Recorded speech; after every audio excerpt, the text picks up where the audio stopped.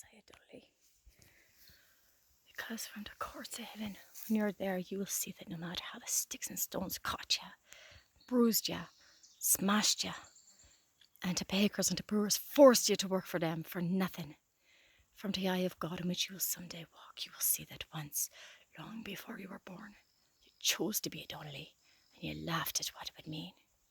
The proud woman put to milking cows, to genius trotting around with a stallion, to old sword rusted into a turnip knife. You laughed and lay down with your fate like a bride, even the miserable fire of it, so that I am proud to be a Donnelly. Against all the contempt of the world, I am proud that my mother confirmed my brother in the forest with the fiddle long before the bishop and the friar could get hold of him.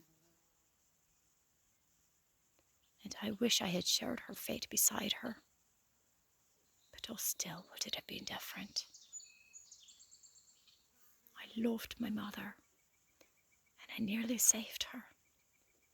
Even 3 days before they burnt her with their kerosene. Because you were tall, you were different, and you weren't afraid.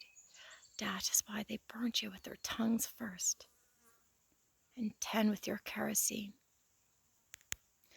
I had this dream once, in which I tried, and I was to try.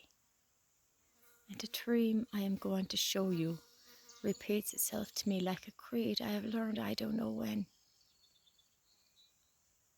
I've gone up to visit the farm. Mother and father are all alone. The boys are away, and I convinced them to leave with me before something happens. Good. Because if they leave, then the boys can leave.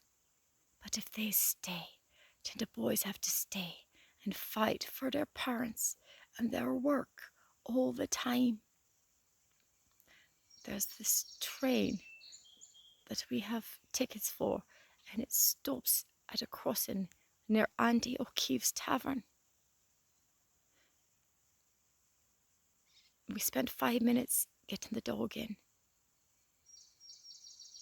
And then we start walking down the road. But we look back and Mother sees the shirts hanging on the line. So we get them in. But the little dog I gave him, I knew it to be a dream, even in the dream. Because there was still time. But there were the shirts on the line again. Mother, come anyhow. We'll catch the next train. Mother? Father, you've changed your minds about leaving then. My mother and father would never leave Biddle.